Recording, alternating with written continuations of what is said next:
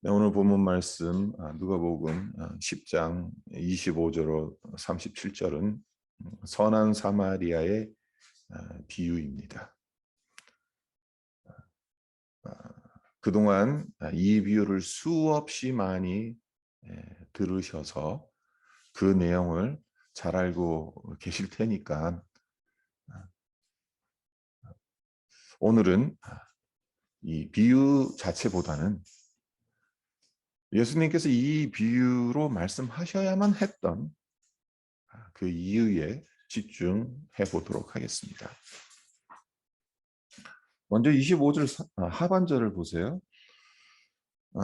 어떤 율법 교사가 예수님께 와서 묻습니다. 선생님, 내가 무엇을 하여야 영생을 얻으리이까? 율법 교사가 이 질문을 한 것이 정말 영생을 얻기 위해서 질문한 것이겠습니까? 아니죠. 25절 상관절을 보세요. 어떤 율법 교사가 일어나 예수를 시험하여, 그러니까 이 질문을 던진 것, 어떻게 해야 영생을 얻겠냐고 질문한 것, 그것은 영생을 얻기 위해서가 아닙니다. 예수님을 시험하고자 했던 겁니다. 영생이라는 까다롭고 어려운 질문을 던져서 주님을 골탕 먹이고 시험하려고 했던 겁니다. 예수님께서 그의 이런 의도를 모르실 리 없겠죠. 아시는데도 율법 교사의 시험에 응하십니다. 그리고 질문한 자가 율법 교사이다 보니까 그에게 익숙한 율법으로 되물으세요. 26절을 보시면 예수께서 이르시되 율법에 무엇이라 기록되었으며 내가 어떻게 읽느냐. 율법 교사는 어떻게 해야 영생을 얻을 수 있겠습니까? 라고 묻는데 예수님은 또 거꾸로 되물으시는 거예요. 율법에 무엇이라 기록되었냐? 그리고 너는 그것을 어떻게 읽느냐?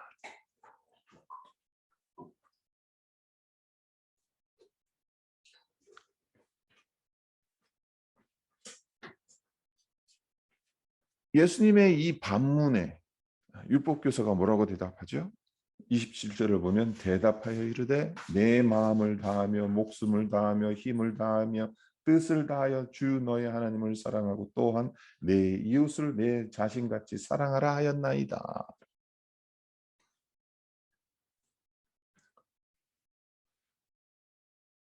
이 대답인 즉슨 영생을 하나님 사랑과 이웃 사랑으로 읽고 해석한다는 의미입니다. 자기 생각엔 율법 교사로서 율법을 연구해 보았더니 영생이 무엇인가? 하나님 사랑이고 이웃 사랑입니다. 그런 결론을 내렸다는 거예요. 그러니까 평상시 영생에 대해서 생각도 많이 하고 연구도 많이 했다는 것을 엿볼 수 있는 대목입니다. 그러니까 율법 교사는 자기 나름대로 영생이 무엇인지 답을 이미 알고 있었던 겁니다. 그런데도 굳이 예수님께 어떻게 해야 영생을 얻을 수 있겠습니까? 라고 질문한 거예요. 그가 가지고 있던 대답, 제법 괜찮은 답이에요. 그렇죠. 하나님 사랑, 이웃 사랑. 그러니까 마태복음 병행 구절을 보게 되면 율법의 첫 번째가 뭐냐고 예수님께서 물으세요. 그에 대해서 대답하는 게 똑같은 대답이었어요. 그럼 이 율법 교사는 구약, 율법의 핵심을 정확하게 꿰뚫고 있었습니다. 율법이 요구하는 바가 무엇이냐? 하나님 사랑하는 거다. 이웃 사랑하는 거다. 그것을 정확하게 꿰뚫고 있었다는 거예요. 중요한 것은 그의 의도가 잘못되었다는 거죠. 영생에 대한 답을 이미 알고 있으면서도 예수님을 시험하려는 목적으로 이 질문을 했다는 게 잘못된 겁니다. 율법 교사의 대답에서 한 가지 더 주목할 것이 있습니다. 그것이 무엇인가 하면요. 우리는 이 구절을 너무나도 많이 들어서 예수님 당시 유대인들도 당연히 잘 알고 있을 것이라는 생각을 하기 쉽습니다. 하지만 그렇지 않다는 겁니다. 이 구절은 당시 일반인들에겐 생소한 율법의 조예가 깊은 사람이나 아는 구절입니다. 왜 그런가 하면요. 첫 번째 하나님 사랑에 대한 이 인용 구절. 내 마음을 다하며 목숨을 다하며 힘을 다하며 뜻을 다하여 주 너의 하나님을 사랑하라. 이것은 신명기 6장 5절을 인용해 온 거예요. 그리고 그 뒤에 또한 내 이웃을 내 자신같이 사랑하라. 이것은 레위기 19장 18절 말씀을 인용해 온 겁니다. 그러니까 일반 사람들은 신명기 어디에서 하나 따오고 또 레위기 어디에서 따오고 그럴 수가 없어요. 그러니까 율법의 조예가 깊은 사람이나 구약을 많이 공부하고 연구하고 읽고 묵상하고 그래서 그 맥락을 정확하게 파악하는 사람이나 이 두 가지를 함께 묶을 수가 있는 거예요. 무슨 말씀을 드리는 것이겠습니까? 율법학자가 예수님의 질문에 대한 답으로 이 구절들을 인용한 것은 나름대로 연구를 많이 했다는 방증이기는 하겠습니다마는 다른 한편으로 보자면 자기가 율법을 잘 알고 있다는 것을 자랑하려는 의도로도 볼 수 있다는 겁니다. 그러니까 예수님께 그렇게 말하는 거죠. 저 이만큼은 알고 있어요. 구약을 꿰뚫고 있습니다. 율법에 대해서 모르는 것이 없습니다. 율법의 핵심이 무엇인지 저는 잘 알고 있습니다. 그렇게 말하는 거죠. 예수님께서 율법학자의 이런 의도를 모르셨겠습니까? 어떤 생각을 가지고 있는지 잘 알고 계셨어요. 그래서 이런 식으로는 안 되겠다 싶어서 비유를 드신 겁니다. 그리고 그 비유가 선한 사마리아인 비유였던 겁니다. 30절을 보세요. 어떤 사람이 예루살렘에서 여리고로 내려가다가 강도를 만났는데 옷을 벗기고 거의 죽은 것을 버리고 갔다. 마침 한 제사장이 그 길로 내려가다가 그를 보고 피해 지나갔다. 여기서 율법 교사가 예수님의 이 비유를 들으면서 무슨 생각을 했을까? 한번 상상을 한번 해보십시오. 율법 교사는 제사장이 아닙니다. 제사장 어떤 사람들이죠? 특권 계층에 있는 사람입니다. 아무나 될 수 있는 자리가 아니에요. 레위 지파 중에서도 아론의 자손만 제사장이 될 수 있어요. 레인이라고 하더라도 제사장이 될 수가 없어요. 아론의 자손만 제사장이 될 수 있어요. 그런데 이 율법 교사는 평상시 제사장들을 멸시했을는지도 몰라요. 왜 그런가 하면요. 율법 교사들보다도 율법을 더 많이 아는 것도 아닌데 아론 지파에서 태어났다라는 그것 하나로 제사장 노릇을 하고 있기 때문에. 그러니까 서열상 율법 교사보다 제사장이 더 높거든요. 제사장의 명령에 따라야 되거든요. 율법 교사가. 그러니까 기분 나쁜 거죠. 율법은 나보다 더 많이 알지 못하는데 나에게 이래라 저래라, 율법에서 이렇게 가르치니까 이렇게 해라 저렇게 하라.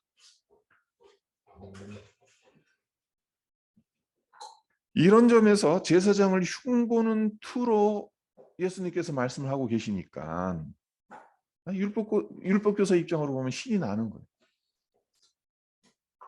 맞아. 제사장은 율법 몰라. 나만큼 알지 몰라. 이 예수라는 작자가 어떻게 알았지? 그런 생각을 했을는지 모릅니다. 네. 예수님의 비유가 계속 이어집니다.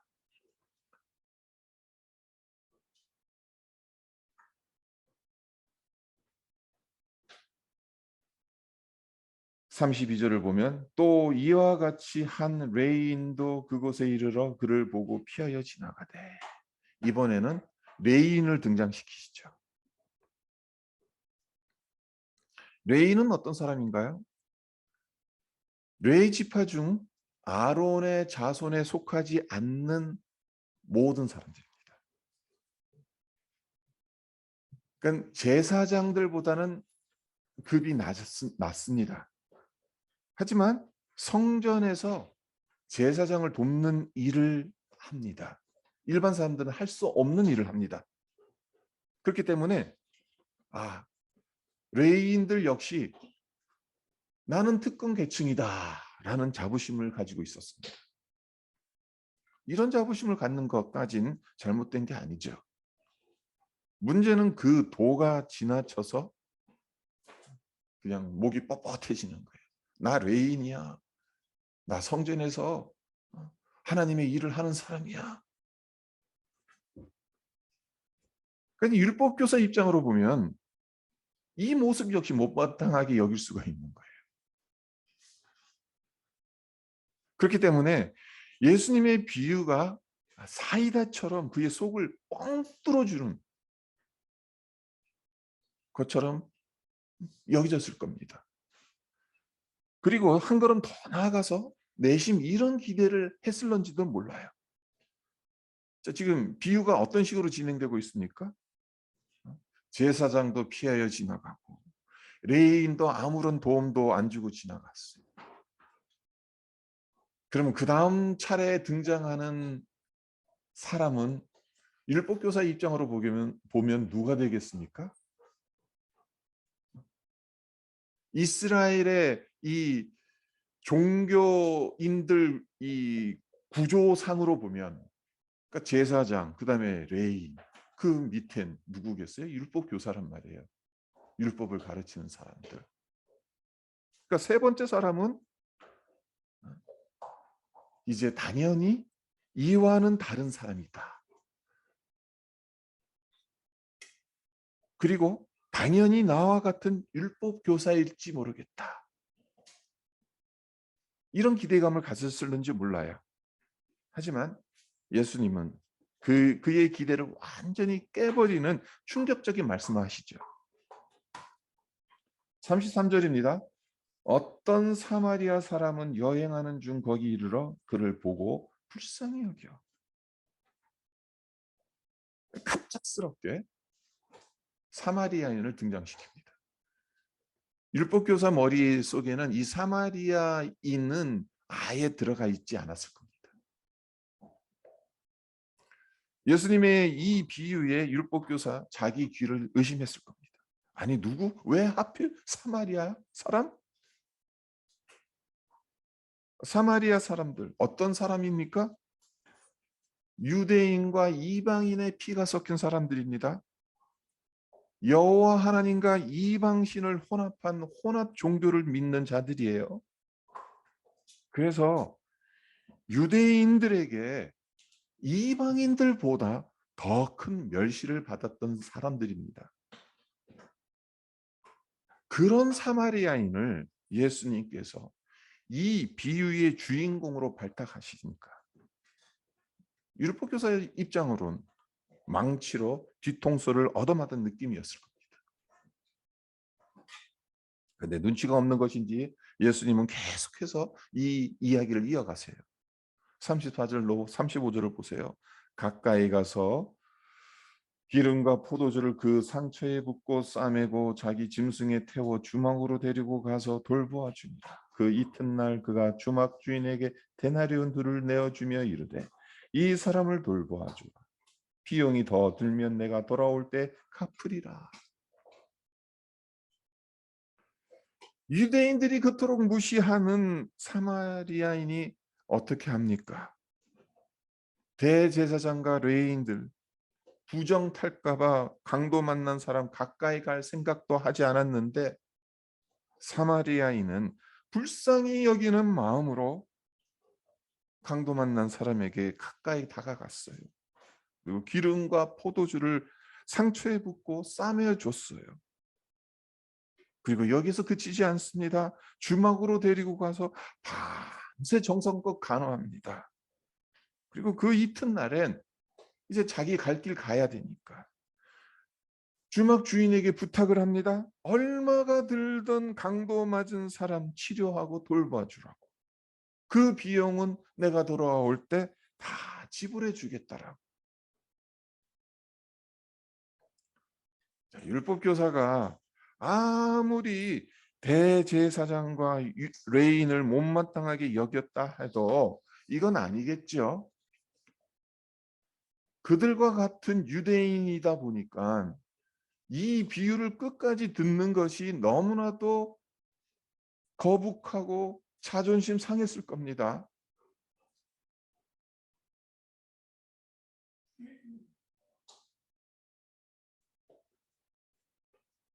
하나님의 선택받은 민족이라고 그 자긍하는 이스라엘 백성들이 아닌 개, 돼지로 취급하는 사마리아인이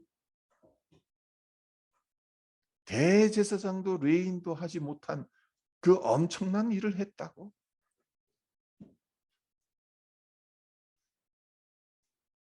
율법 교사 아주 자존심 상했을 거예요.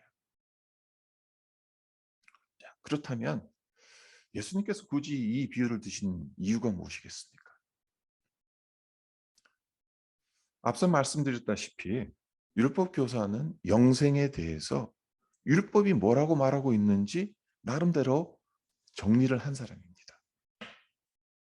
일반인들에게는 생소한 구약의 구적을 인용해 가면서 예수님께서 되물으신 것에 대해서 대답했을 만큼 율법에 대해서 박학다식했습니다.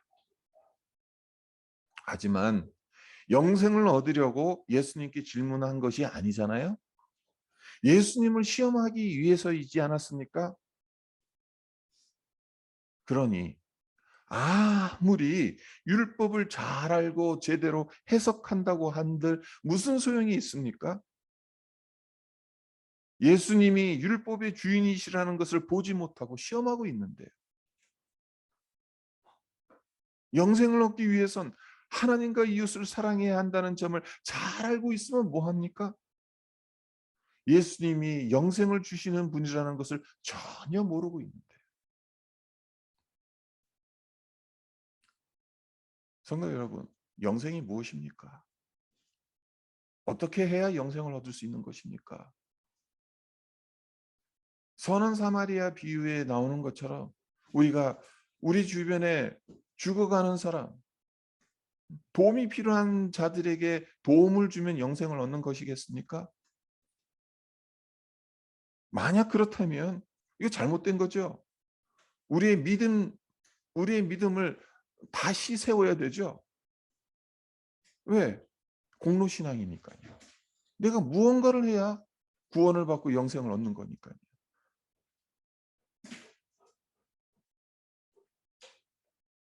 그러니까 영생에 대한 질문을 예수님께서 선한 사마리아 비유로 드신 것은 그러니까 이게 자칫 잘못하면 우리가 잘못 해석하게 되면 이상한 방향으로 흘러갈 수가 있어요.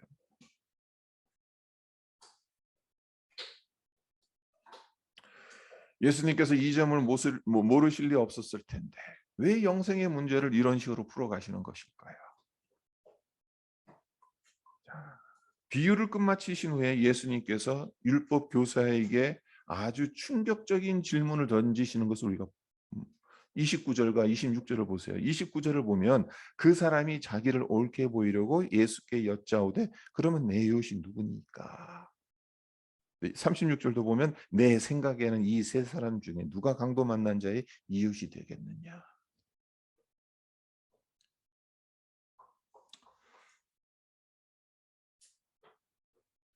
그러니까 율법 교사가 예수님께 내 이웃이 누구냐고 물었어요. 근데 그것이 또 어떤 의도로 물은 겁니까? 자기 의를 드러내려.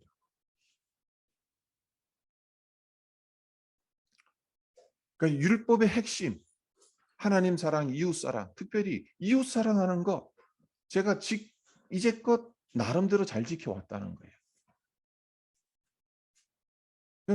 예수님께서 내가 사랑해야 될 이웃이 누군지를 알려주시면 제가 그렇게 할 자신이 있다라는 거예요. 네, 이것에 대해서 예수님께서 또다시 반문하시죠. 되물으십니다. 율법 교사는 내 이웃이 누구냐고 물었는데 예수님은 누가 강도 만난 자의 이웃이 되겠느냐라고 되물으십니다. 이것을 보면 예수님은 사오정 같다라는 생각을 지울 수가 없어요. 예수님 참 엉뚱하신 분입니다. 동문서답을 하시는 게 아니에요. 제가 아예 새로운 용어를 만들어냈어요. 동문서문을 하고 계시는 거예요. 그렇잖아요.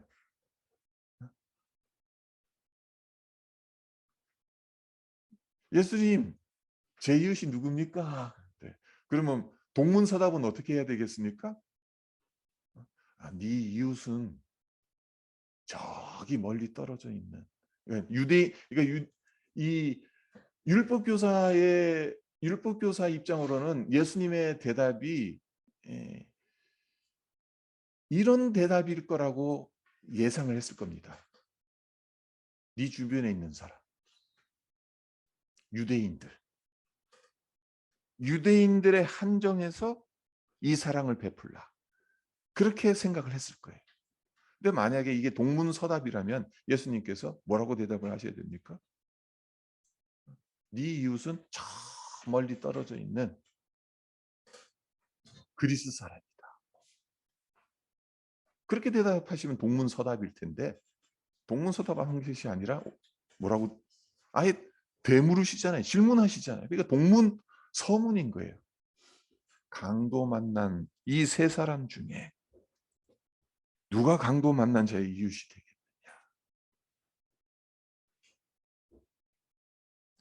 네, 이렇게 되물으시는 예수님의 의도가 무엇이냐는 거예요. 여기 참 중요한 예수님의 의도가 숨겨져 있습니다. 율법 교사는 내 이웃이 누군지를 물었는데 예수님은 강도 만난 자의 이웃이 누가 되겠느냐라고 물으세요.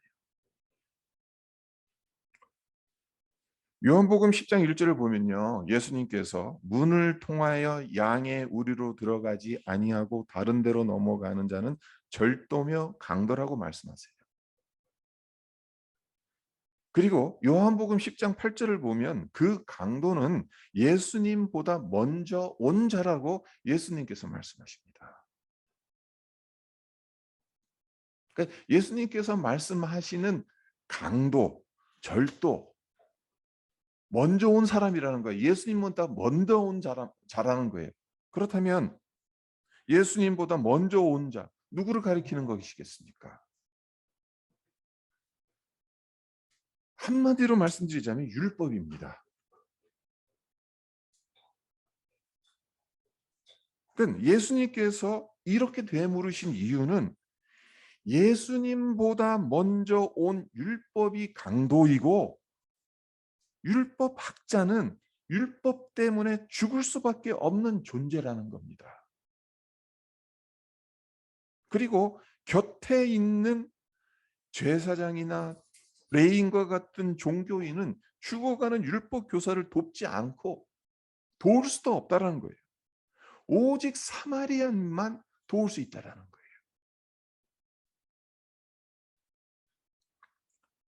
자, 그렇다면 예수님께서 비유로 드신 사마리아인 누구를 가리키는지 이제 짐작이 가시겠죠.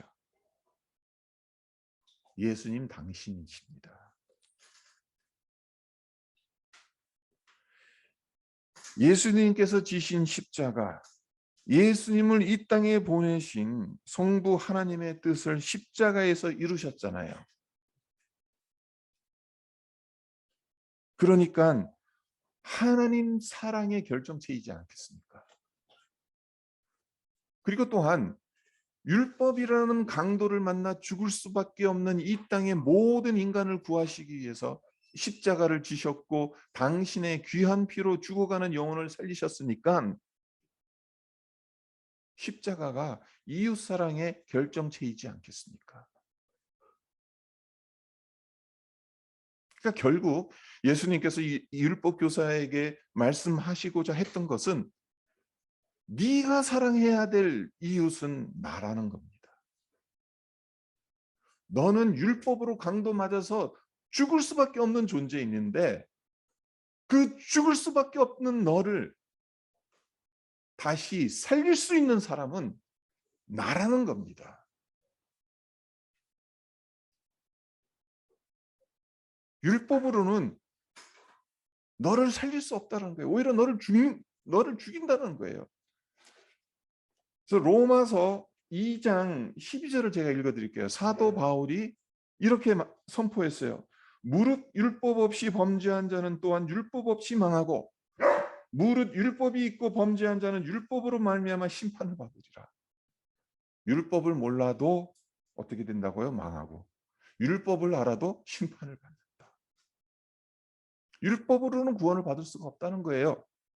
율법의 기능이 뭡니까? 율법은 네가 죄인이다. 너는 어떻게 해서도 구원을 받을 수가 없다.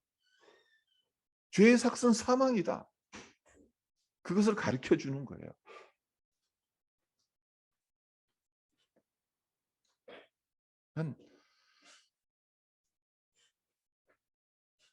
우리가 사마리안 비유를 통해서 우리가 많이 듣는 게 그거잖아요. 우리도 선한 사마리아인이 되어야 되지 않냐. 우리 주변에 어려움에 처한 사람들, 그들을 적극적으로 도와야 되지 않느냐. 예수님이 그렇게 가르쳐 주셨습니다. 하지만 이 사마리아인 비유에 담긴 그 근본, 기본적인 그 예수님께서 말씀하시고자 하는 바를 정확하게 알지 못하면 이게 뭐 자칫 잘못하면 앞서 말씀드린 것처럼 공로신앙이 될 수 있는 거예요.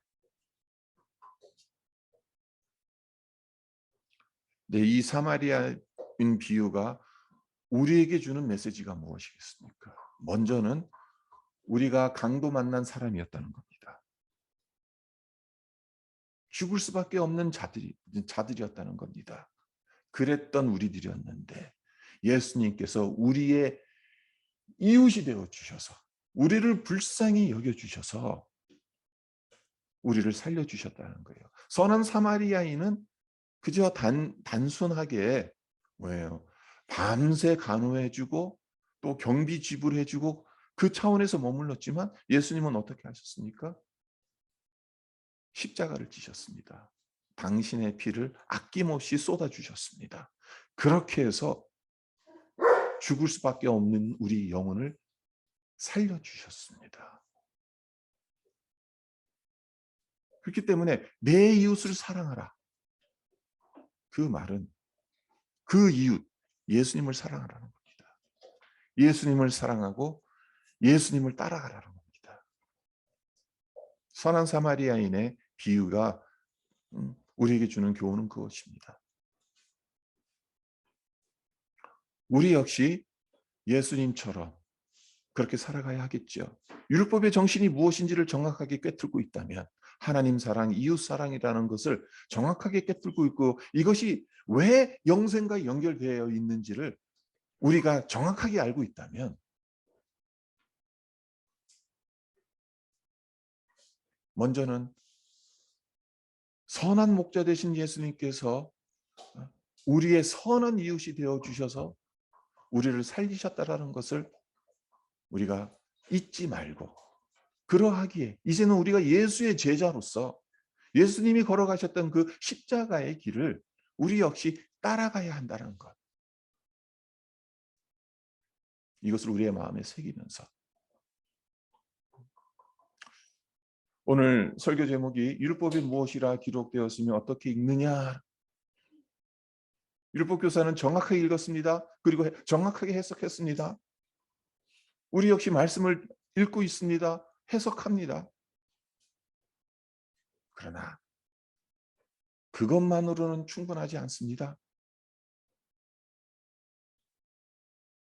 하나님 아버지의 마음을 헤아릴 줄 알아야 됩니다. 예수님께서 왜 십자가를 지셨는지 그 이유를 우리가 정확하게 알고 있어야 됩니다. 그리고 그 예수님을 우리가 믿고 따르고 예수님의 제자로 살아가야 한다는 것,